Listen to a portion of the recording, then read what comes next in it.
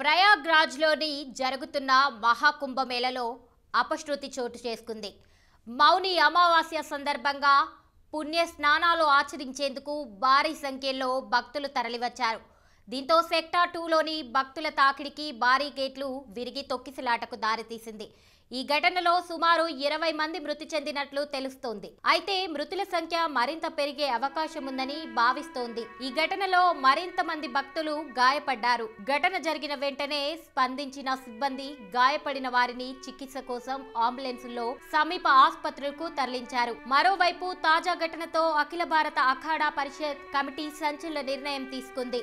అమృత స్థానాలను రద్దు చేసుకున్నట్లు ప్రకటించింది. ప్రయాగ్రాజ్ కేంద్రంగా పనిచేసే ఈ అఖాడా పరిషత్ దేశవ్యాప్తంగా ధార్మిక సేవలు కార్యక్రమాలు చేపడుతోంది.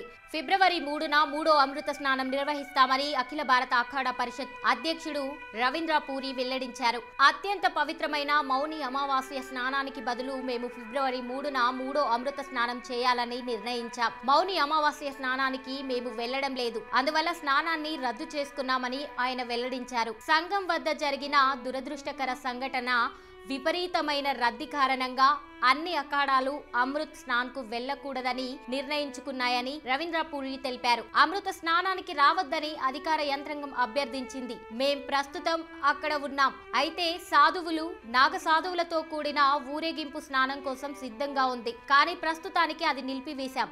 మేం త్వరలోనే భవిష్యత్తు కార్యాచరణను ప్రకటిస్తామని చెప్పారు. కాగా మౌని అమావాస్యను పురస్కరించుకొని మూడో అమృత స్నానం కోసం పెద్ద సంఖ్యలో ప్రయాగ్రాజ్ కు భక్తులు తరలి రావడంతో బుధవారం తెల్లవారుజామున 2 గంటల సమయంలో తొక్కిసలాట చోటు చేసుకుంది. తొక్కిసలాట ఘటనపై ప్రధాని నరేంద్ర మోదీ స్పందించారు. ఉత్తరప్రదేశ్ ముఖ్యమంత్రి యోగి ఆదిత్యనాథ్ కు ఆయన ఫోన్ చేసి పరిస్థితిని అడిగి తెలుసుకున్నారు.